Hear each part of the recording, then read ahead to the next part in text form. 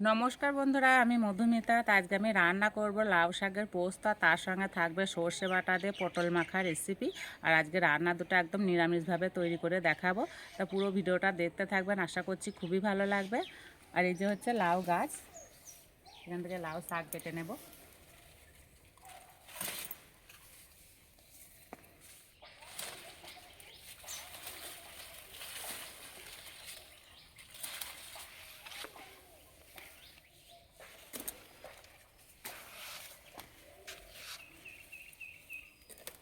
আর লতিয়ে লতিয়ে কোথা থেকে কোথা গেছে, ওইখান থেকে একদম ওইখানে চলে গেছে।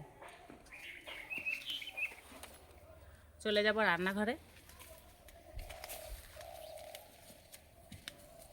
এখানে আমি লাউ শাকের পোস্তর জন্য দুটো আলু নিয়েছি, আর পটল মাখার জন্য মাঝারি সাইজে এই যে দেশি পটল নিয়েছি।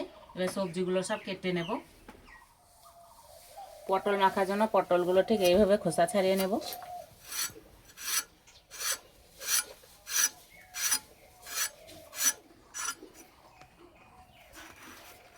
আর ঠিক এইভাবে লম্বাই কেটে নেব।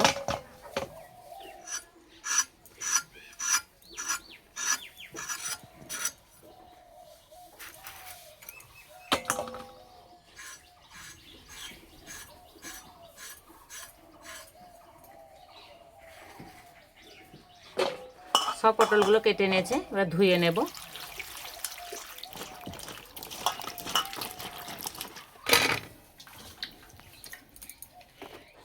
এবার নুন মাখিয়ে দেব।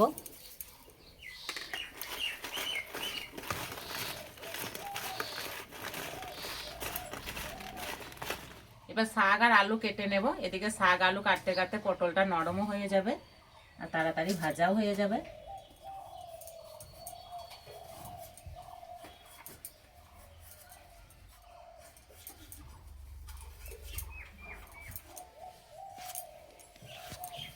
আর ঠিক এইভাবে আলুগুলো কেটে নেব।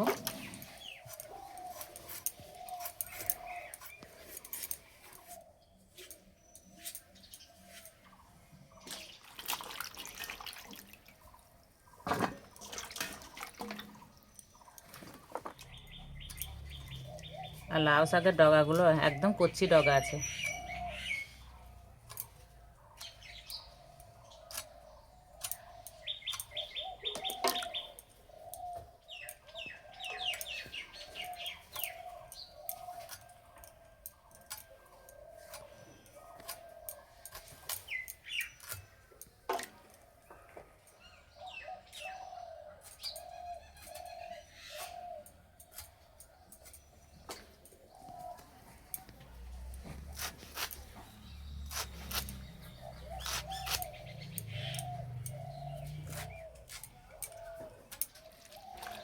জল পাল্টে একটু পরিষ্কার করে ধুয়ে নেব।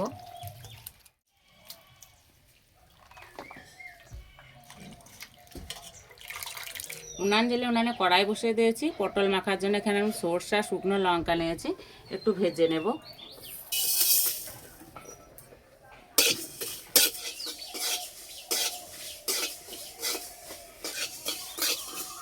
ভাজা হয়ে গেছে, নামিয়ে দেব। আর বেশি ভাজবো না, হালকা করে একটু ভেজে নিলেই হবে। কড়াই দেব সর্ষের তেল, অল্প একটু হলুদ,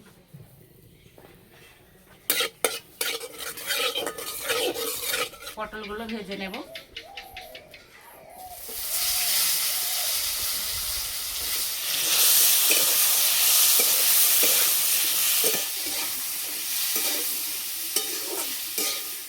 পটল ভাজা হয়ে গেছে। এই যে পটল ভাজার কড়াইয়ে তেল আছে, এই তেল সহ আমি পটলগুলো নামিয়ে নেব।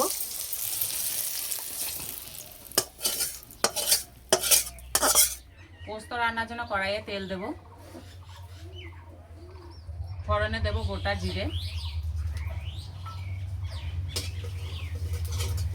প্রথমে আলু দেব।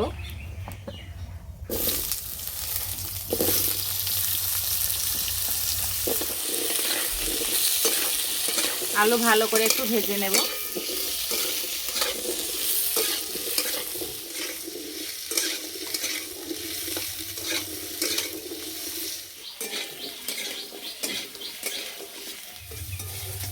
আলু ভাজা হয়ে গেছে, সামান্য একটু হলুদ গুঁড়ো লঙ্কা গুঁড়ো দেব।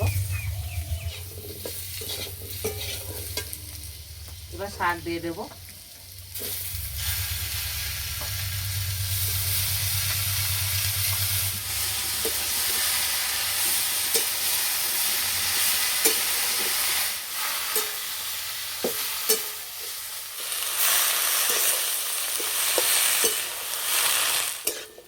আলুর সঙ্গে শাক একটু ভেজে নিয়েছি, এবার জল দিয়ে দেবো। দেবো স্বাদ মতো নুন,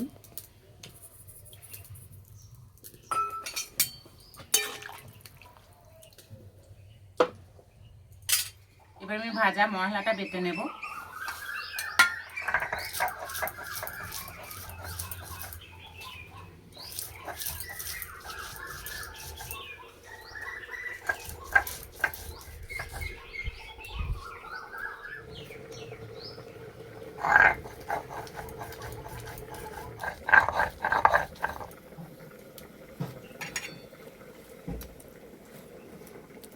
পোস্তর জন্য আমি এখানে পোস্ত আর কাঁচা লঙ্কা নিয়েছি, একসঙ্গে বেটে নেব। এই কাঁচা লঙ্কা একটু বেটে দিলে না খেতে দারুণ লাগে।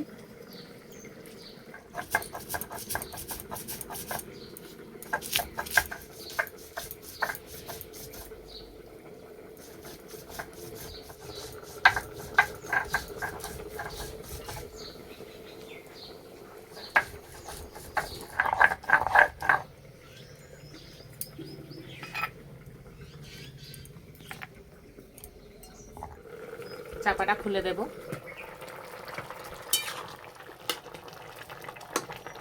আলু সিদ্ধ হয়ে গেছে, পোস্ত বাটাটা দিয়ে দেব।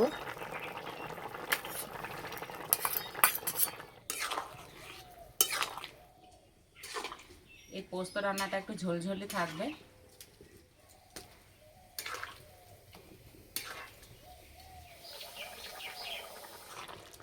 এইভাবে পোস্ত রান্না করলে একদমই সময় লাগে না। একটু কাঁচা সর্ষের তেল দেব। হয়ে গেছে, নামিয়ে দেব।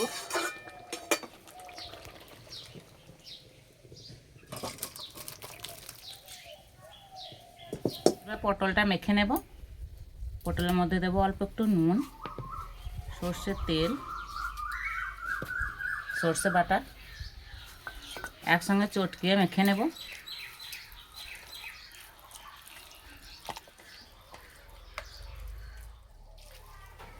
এই যে মাখাচ্ছি, যা সুন্দর গন্ধ বেরোচ্ছে।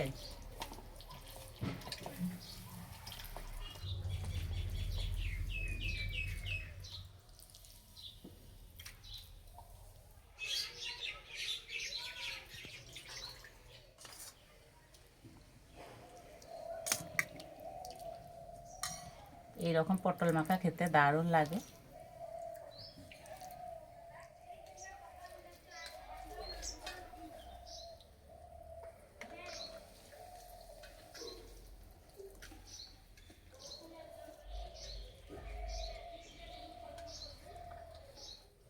একদম কচি লাউয়ের ডগা, একদম ডাঁটাগুলো গলে গেছে।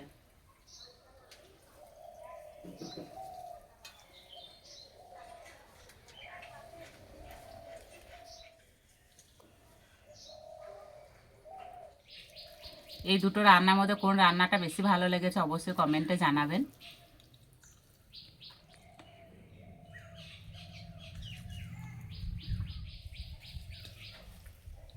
আজকের রেসিপিটা এই পর্যন্ত, আবার অন্য কোনো রেসিপিতে দেখা হবে। সবাই সুস্থ থাকবেন, ভালো থাকবেন।